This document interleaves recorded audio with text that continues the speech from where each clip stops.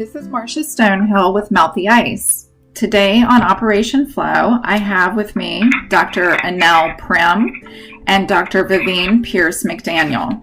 Let me tell you a little bit first about Dr. Annelle Primm. She is a community psychiatrist and the senior medical director of the Steve Fund, a nonprofit focused on the mental health of young people of color. She chairs All Healers Mental Health Alliance, a group of mental health professionals, faith leaders, first responders, and public health advocates that facilitates culturally aligned responses to the mental health needs of marginalized communities affected by natural and human-caused disasters. Dr. Primm was formerly director of the Johns Hopkins Hospital Community Psychiatry Program, followed by leadership roles at the American Psychiatric Association as deputy medical director and director of its Office of Minority and National Affairs. She received her undergraduate degree from Harvard University, medical degree from Howard University, and psychiatric training, as well as master's degree in public health from Johns Hopkins University. Dr. Primm has co-authored numerous peer-reviewed articles and is co-editor of the books Disparities in Psychiatric Care and Women in Psychiatry: Personal Perspectives. She has received many honors, including Distinguished Life Fellow of the American Psychiatric Association and the Presidential Award of the National Medical Association. Dr. Primm is an associate professor of psychiatry, part-time volunteer at the Johns Hopkins School of Medicine, and is on the adjunct faculties of New York University and Howard University Schools of Medicine. Dr. Primm further serves on the board of the Black Mental Health Alliance and is a member of the Black Psychiatrists of America Council of Elders. Now let me tell you a little bit about Dr. Vivine Pierce McDaniel. She is a professor of nursing at Aspen University, a diversity, equity, and inclusion ambassador and consultant for James Madison University, and a diversity, equity, and inclusion consultant for American Sentinel University. She serves on the Virginia Nurses Foundation Board of Trustees as the Ambassador of Diversity, Equity, and Inclusion, and is the chairwoman of the Virginia Nurses Association Diversity, Equity, and Inclusion Council. She is also a member of the American Association of Colleges of Nursing Diversity, Equity, and Inclusion Group, and is vice president of the Central Virginia chapter of the National Black Nurses Association. Dr. McDaniel, Dr. Primm, thank you so much for being with us on Operation F.L.O.W. today. Our pre-conversation leaves me very excited to have you on this program, as you have such important information for people to be exposed to and learn, and to broaden our understanding of things that we are trying to progress in our nation. Thank you for having me, Marsha. And thank you for this opportunity. This is really wonderful, Marsha. Really appreciate it. And you can call me Vivine. Thank you. And you can call me Annelle. All right. Wonderful. So we're all going to be casual and approachable here. So, and that eases the field so people can relax and learn as we talk. Vivine, you are the one that introduced me to Annelle, and perhaps you would like to start just by sharing how the two of you met and what we're hoping to share today. Well, I am so excited because it's always a pleasure to be in the company of Dr. Annelle Primm. We met at the Can We Talk conference that Taraji P. Henson, it's a conference that she, I guess, what do you call it, Annelle? It was this idea that she had, and I think it had to do with teenage suicide and teenage mental health. Am I correct? I'm not sure I'm saying that correctly. Yes, no, I think that was one of her areas of focus, and the stigma surrounding mental health, especially in the Black community, and her foundation was named Morris Lawrence Henson Foundation, named after her dad, who was a veteran and, who went through some difficulties. But she was very sensitive, having a family member, with lived experience. And, she described personal matters also in her own family. And her anxiety. Mm-hmm. Yes. And so, I think that was a driver of her interest in putting together the foundation and fostering a lot of mental health programming, especially geared towards youth around the country. Yes, and so it was, we were sitting together in one of those seminars that they were having, and just started talking, and it was sort of a kindred spirit. And then I think you invited me to one of your organizational, what was that you invited me to? Yes, the All Healers Mental Health Alliance held a disaster conference, focused on culturally appropriate disaster response. And that was in June of 2019, just a few weeks after the Henson Foundation conference.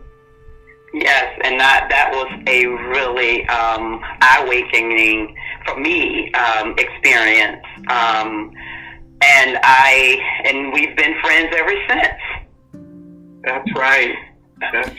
And we have so much in common, and, even in the same kind of age group, kind of baby boomer thing. Birthday, 3 days. Yes. Same zodiac sign, so there's a lot of commonality there. And also, Marsha, we are very, very involved in the mental health space, as you are, so that she and I can talk about anything. But what I wanted to talk to her about today, I wanted her to share a little bit about her friend, Dr. Patricia Newton. We suddenly lost Dr. Patricia Newton, and we all were just really dumbfounded, and it was a great loss. And so I wanted her to talk a little bit about Dr. Newton. My pleasure. Dr. Patricia Newton was a dear friend of mine, colleague and an advisor, who I met in the 1980s. And when I was in my training, a residency training in psychiatry at Johns Hopkins, she was based in Baltimore and was a very, forward-thinking, dynamic, brilliant psychiatrist and researcher. At the time that I met her, she was the chair of psychiatry at a hospital called Providence Hospital, serving the Black community in West Baltimore. And, from there, she has done many things, but I think the work that she's most known for in the U.S. is her leadership as the CEO and medical director of the Black Psychiatrists of America.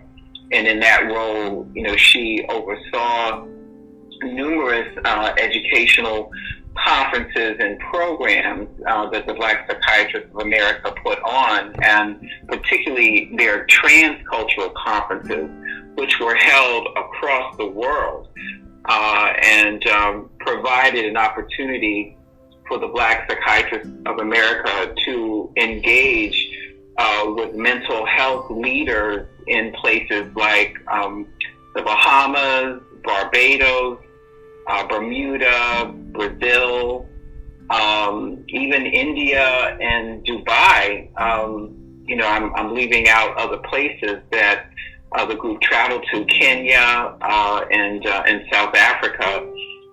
So there was a lot of cross-cultural, cross-national collaboration and information sharing around, issues of mental health and mental health care and some of the cultural factors that come into play and that need to be considered.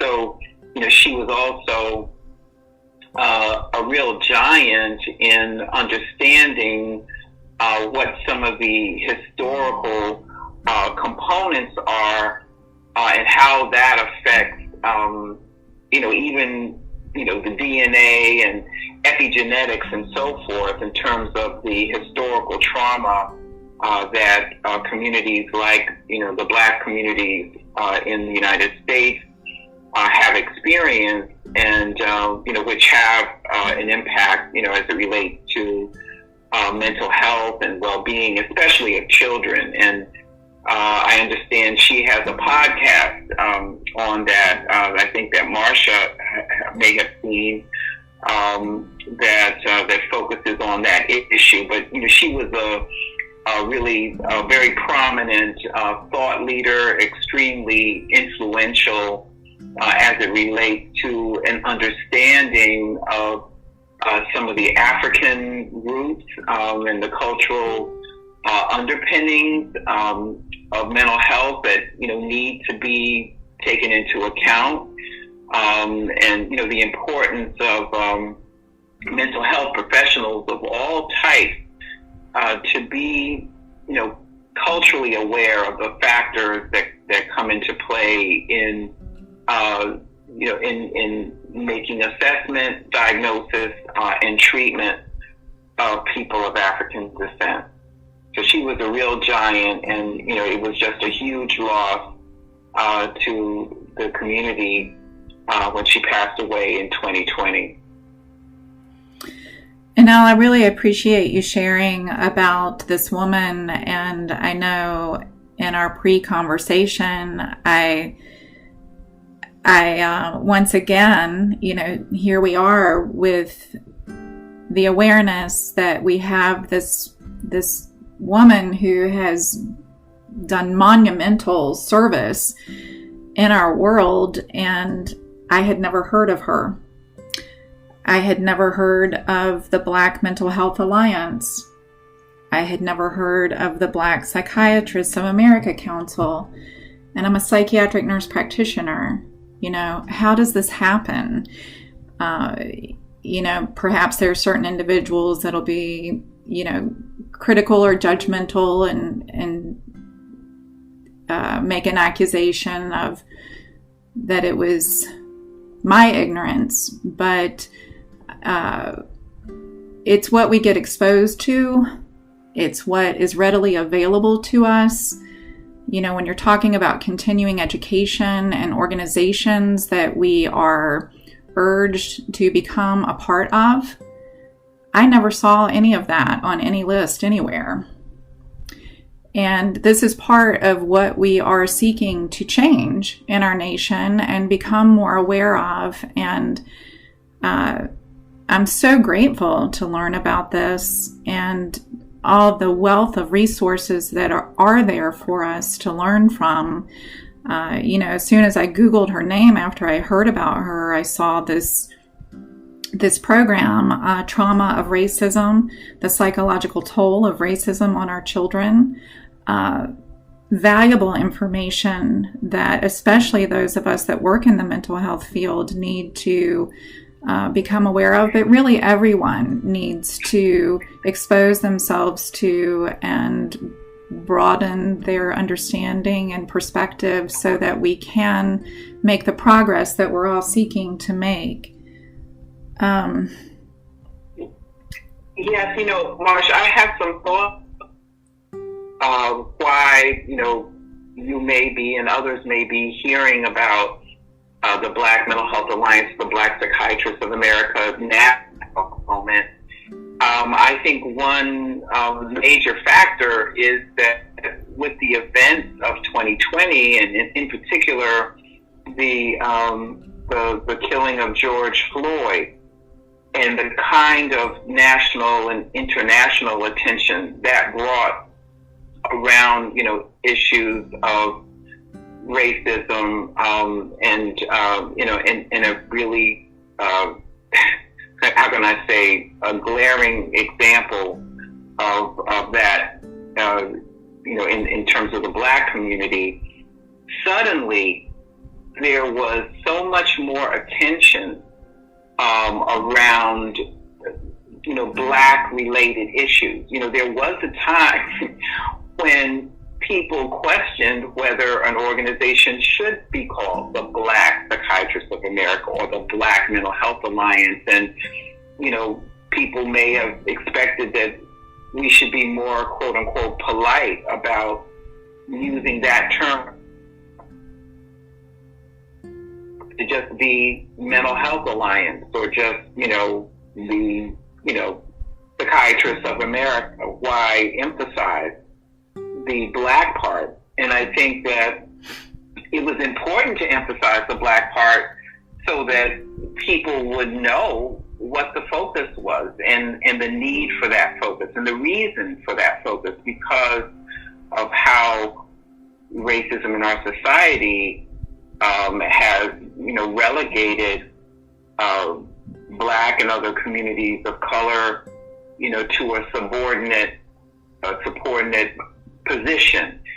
And so by holding on to those names, when the time came, and it was, certainly tragic, the death of George Floyd, but it certainly opened many doors and hopefully opened minds, to understanding what has really been going on, for 400 years. And so I'm really glad, what began happening is that people would start Googling, Black mental health, and then up would pop Black Mental Health Alliance. And as a result of, these really disturbing occurrences in 2020, the Black Mental Health Alliance and other Black organizations have received a lot of attention and support. That's been long overdue, because many of these organizations were, kind of operating in the shadows in the past. And, the Black Psychiatrists of America, for instance, have been in existence for 50 years. We celebrated our 50th anniversary in 2019. It was started in 1969 after Black psychiatrists who were members of the American Psychiatric Association felt shut out and excluded from leadership roles in that organization, and felt the need to protest that and recognize that while they might get gains within the American Psychiatric Association, which they did very slowly over time, but they also recognized the need to form their own organization that they would lead themselves and be in control of and be empowered, to grow and evolve. So anyway, I didn't mean to take us off on a tangent, but I wanted to underscore the importance of that identity and being, really bold and unapologetic, even in the naming of an organization, which finally now is getting the kind of attention and support that is needed to address the unmet mental health needs of Black communities around the nation. And certainly that is still a challenge, even though there's greater awareness.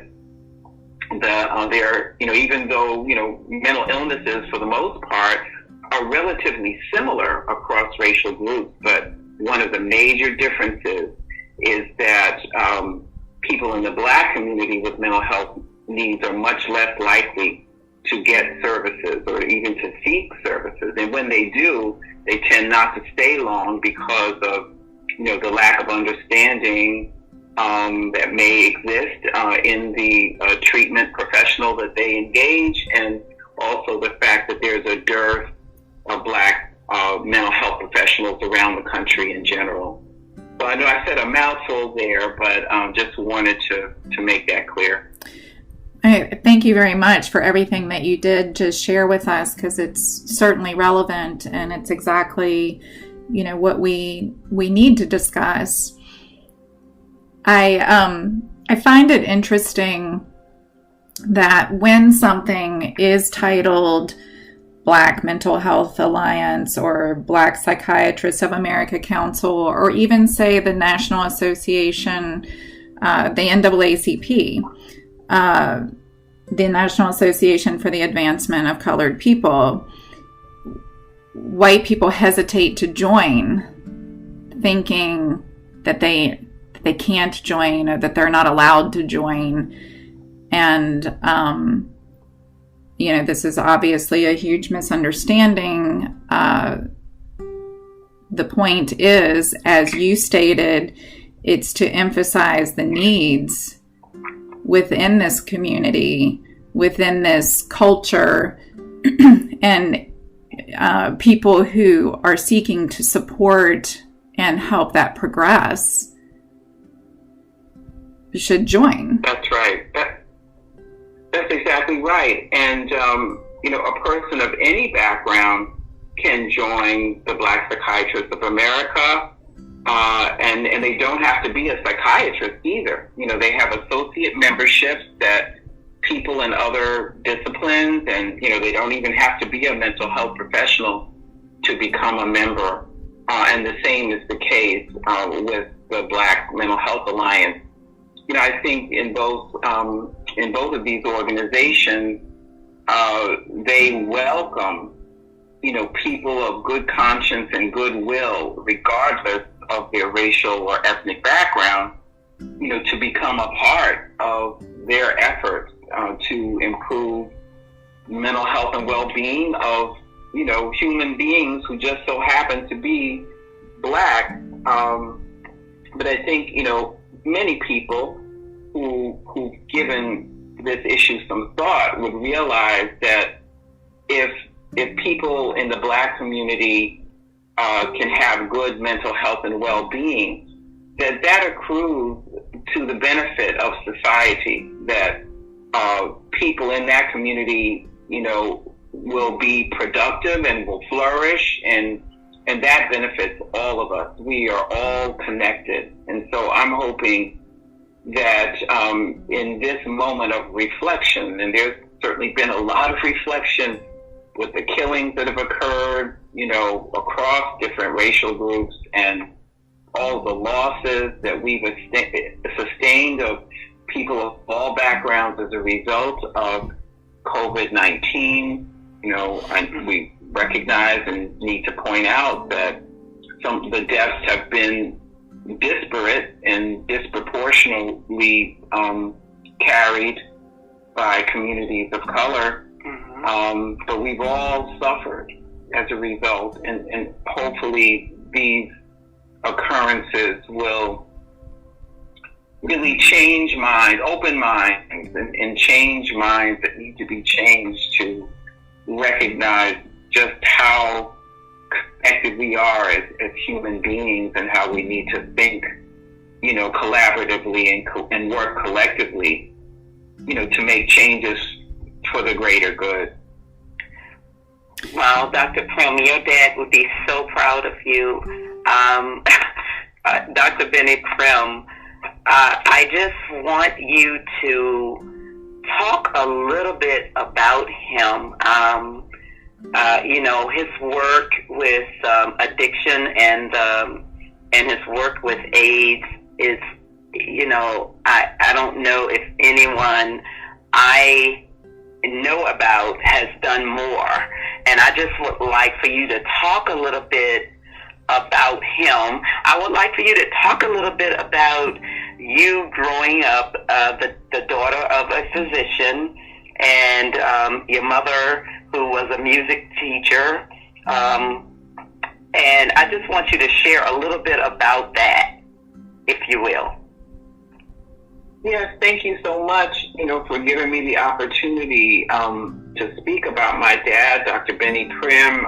He was a physician who was trained as an anesthesiologist, and doing his work at Harlem Hospital early in his career, he became aware of the very critical issue of heroin addiction in that community, and the kind of trauma that many in that community who were caught up in addiction experienced, and resulting in all sorts of health problems and violence episodes. And if he was involved in providing anesthesia to someone who perhaps had been a victim of violence as a result of being in the heroin use sale or whatever, he just started to think about the social context in which people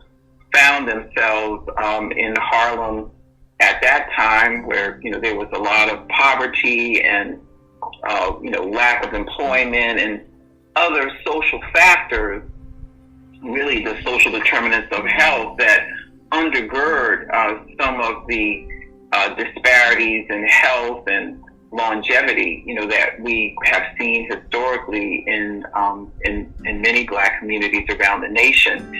He felt strongly that it wasn't right and that he needed to change, and that becoming an addiction physician, it was very unpopular at the time. And as you all know, people with addictions, especially Black people with heroin addiction back in the 60s, they were very much looked down upon. And as a result, he was looked down upon because, for a physician to focus on that population, it didn't have the same kind of status as other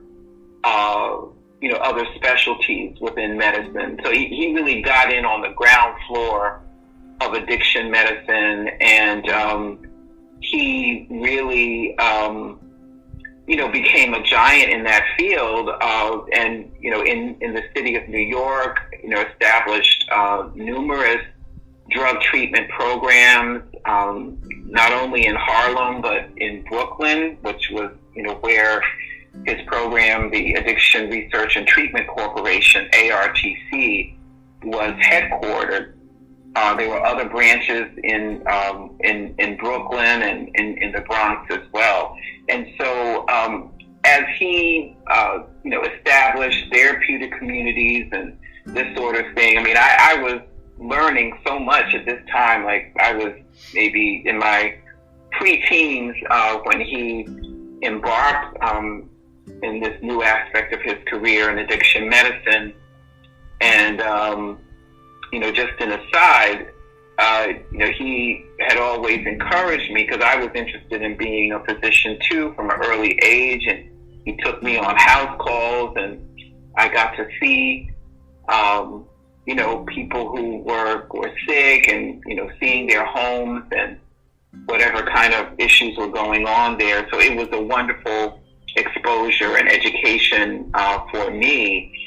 And especially understanding how social factors can play a role in health. And as a result of his work in the addictions field, when HIV and AIDS came on the scene in the 80s, and there was the association of intravenous IV drug abuse, and IV heroin abuse, and vulnerability to getting HIV/AIDS from needle sharing, he became, very interested in the issue of HIV/AIDS and the kinds of advocacy that went on, and really to dispel some of the myths that HIV was a disease only of white homosexual males. That was the, in the early days, that was the prevailing assumption about HIV/AIDS. But in fact, it was also spreading very fast in the Black community and other communities, especially as a result of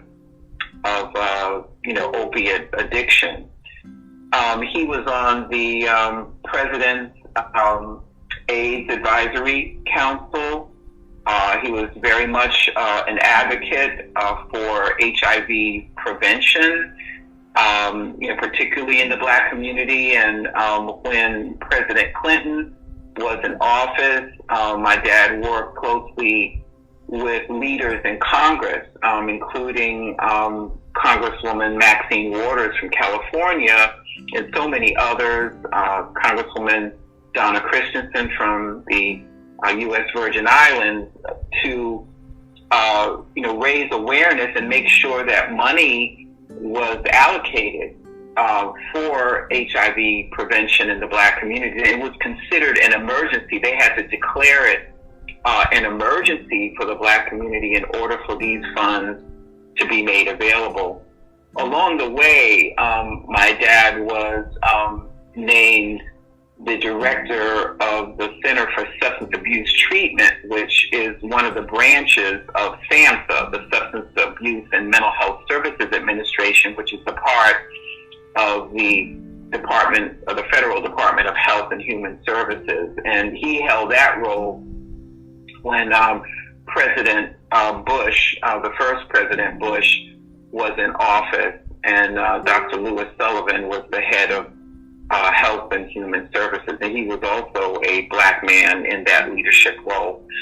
So my dad, his work in addictions, his work in AIDS is chronicled in a book that he wrote a few years before he died in 2015, and that book is called The Healer, A Doctor's Crusade Against against addiction and AIDS. And I recently Googled it, and I found that it is still available on Amazon for those who might be interested in reading it. But it really gives a kind of a nitty-gritty account of the work that my dad did. He had to do some very unorthodox things in order to get spaces in various communities in New York City to establish drug treatment facilities that didn't just do drug treatment by itself, but also provided primary care,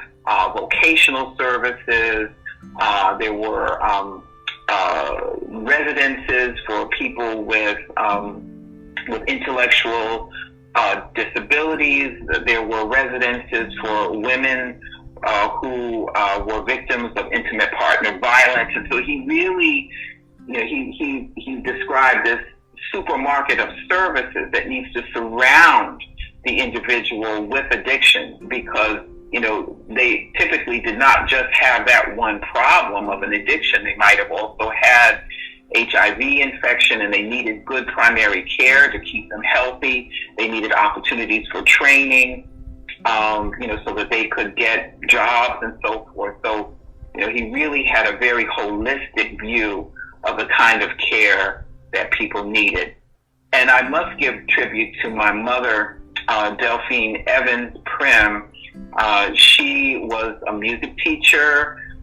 She was a graduate of Fisk University, and she, taught music in elementary schools, and she gave these just delightful holiday performances involving the children, and involved dramatic as well as musical roles and dance, and all sorts of expressions which are just so healthy for children.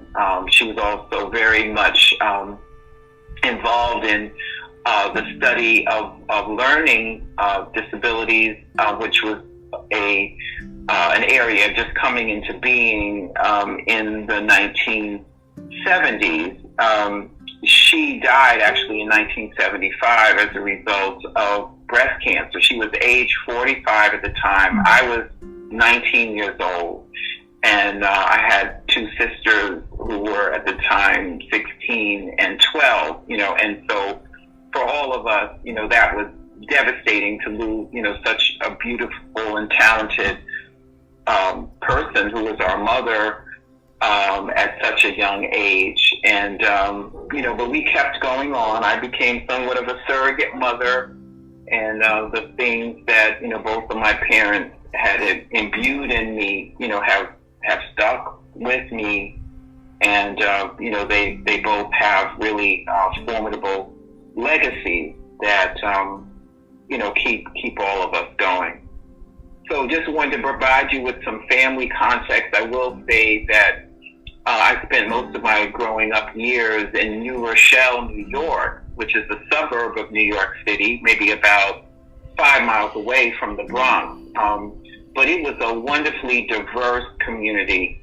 I attended New Rochelle High School, which is a public high school, and I received an excellent education there, and I had friends of all races. It was a pretty harmonious community. And while I was there, I received the Michael Schwerner Award. And you may remember Michael Schwerner was a young white man who was active in the civil rights movement in Mississippi and was killed, because of his work there. So even at that time, my interest in issues around race and diversity and racial relations and, harmony across, diverse groups was, just a part of my life and, has continued to be in my work, both at, the American Psychiatric Association and now at the Steve Fund. So. Thank you so much for sharing all of this information. One thing that often crosses my mind, that as I hear these reflections, it's just incredible. I feel like we need to acknowledge the amount of resistance that your parents were facing at the time that they were accomplishing these things.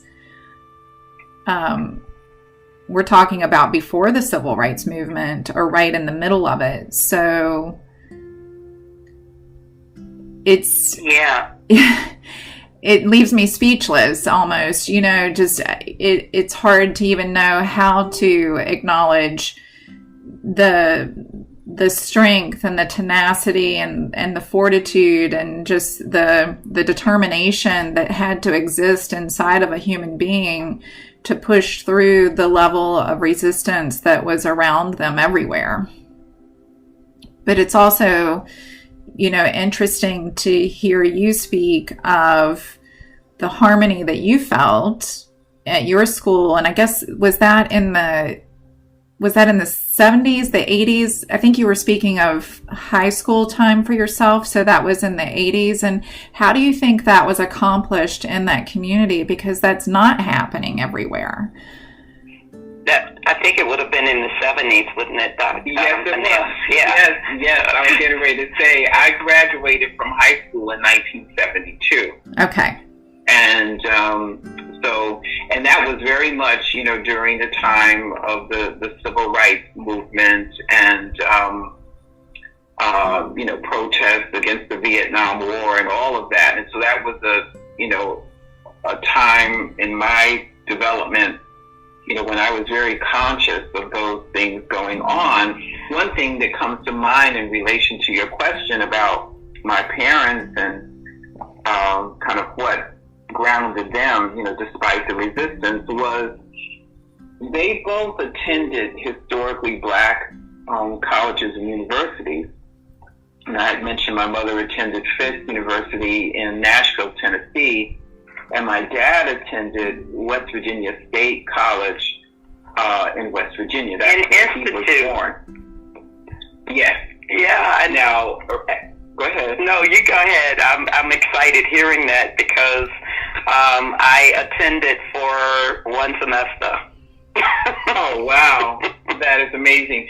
Well, when my dad attended, it was an HBCU, and now it is not. I think it's, very much an integrated school.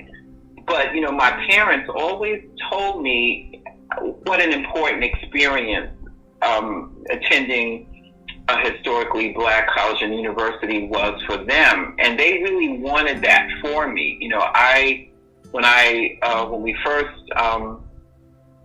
started school, I attended a largely all-white elementary school in Huntington, Long Island, called Maplewood Elementary School, and I was one of very few Black children in that school. So we essentially, integrated it. And, it could be at times a very isolating experience. And,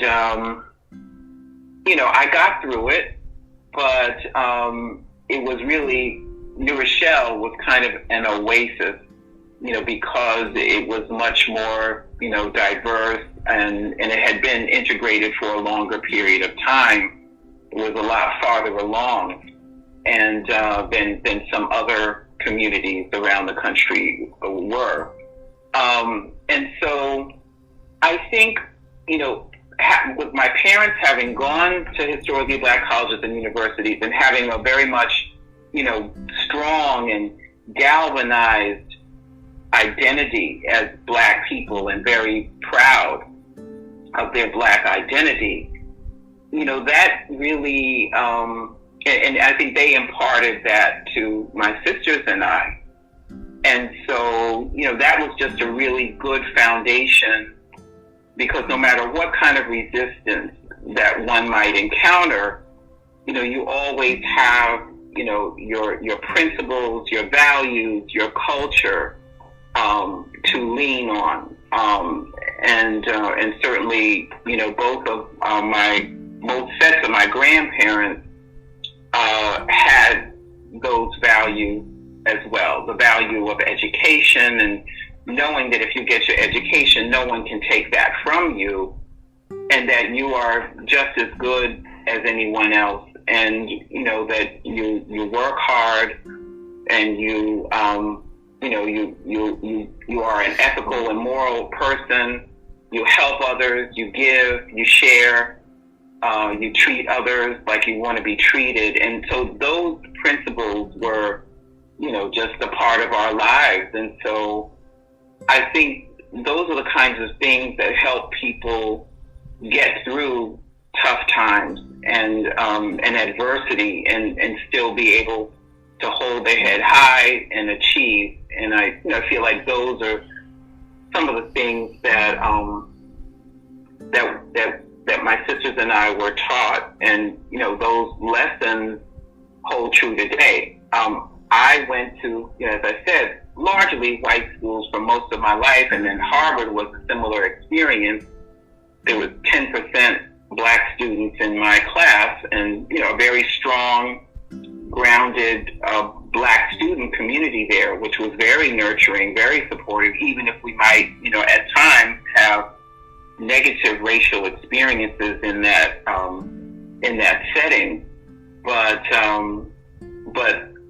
I did have the opportunity, and I'm so glad that I had the opportunity to go to Howard University School of Medicine for my medical school training. And that was a wonderful and very validating experience for me. And so I finally had that HBCU experience that my parents had talked about. And, I found that, many of my professors, they seemed really personally invested in seeing me, do well. And, they were, very nurturing and providing mentorship and so forth. And the relationships that were formed there, that I formed there with other physicians who were in training at the time, they're still intact today.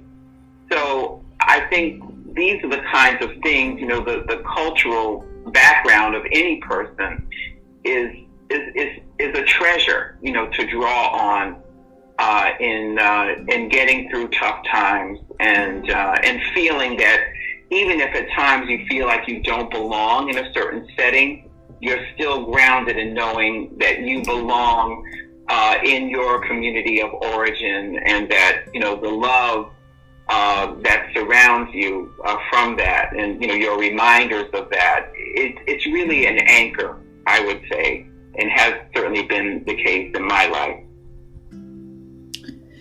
Thank you for sharing that information. And I just want to emphasize your words of the love, the grounding, the anchoring, the oasis. Those were things that jumped out at me as you were sharing. Dr. Primm, in respect of your time, I know we are approaching where we need to cut off for your schedule. So is there anything that you would like to share as a wrap up? And I do hope too that you can come back, because there is a lot more that we would certainly like to be able to discuss with you and hear your wisdom on. Well, thank you so much for this opportunity to be on Operation F.L.O.W, Marsha and Vivine. And, this has been so enjoyable to have this conversation and, to talk about some of these things that I don't usually have the opportunity to share. I hope that if we do have another opportunity to talk together on this program, I would like to talk about some of my work with the All Healers Mental Health Alliance and responding to both man-made or human-caused and natural disasters like Hurricane Florence, and some of the work that we've done with community leaders in rural counties of North Carolina, just to share with others about, what can be done to support communities that find themselves in disaster and maybe they're not getting the support and the help that they need, and how leaders in their community can come together to address those needs, and, working with the faith community, working with community centers and other community advocates. I'd love to talk about that because I know you have a large listenership in rural, suburban, and urban areas, and so I want to be sure to at some point be able to discuss that. I think it might be beneficial for your audience to hear. I agree. That would be amazing. Absolutely. I'm sorry, go ahead, Marsha. No, I agree with you. Thank you, Vivine. Absolutely. We definitely want you back to learn more about that. I think it can be a valuable resource that, as you said earlier in our discussion today, where we work together collectively. Yeah, and it would be great if we could get also, along with you, Annelle, it would be great if we could get either Tracy or Taraji P. Henson herself from the Boris Lawrence Henson Foundation to come on and talk about the stigma associated with mental health and some of these other pressing issues. That would be really awesome if we could do that. That would be great. Well, and I'm along those lines. I'm also thinking about some of the residual effects of the programming that occurred during the Jim Crow era, where people are still hesitant to say what is on their mind, not wanting to upset anyone or make somebody look bad through their words. These are certainly areas of conditioning that we are still recovering from and growing away from. Yes, I have some stories to share about that, and so very important issue that both of you all are bringing up. So that would be my pleasure. And mine as well, because she already know I have a lot of stories to share about things that happened then that are still occurring. I hear a lot of people saying, why are you worried about it? That was in the past. That was 400 years ago.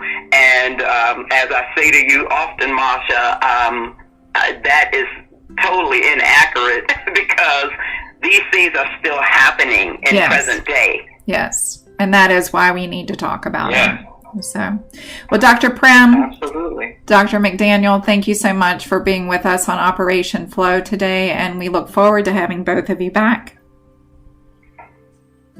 Thank you so much, Marsha. This was a wonderful conversation. I'm greatly enjoyed it. Appreciate this opportunity and looking forward to the next time. Absolutely.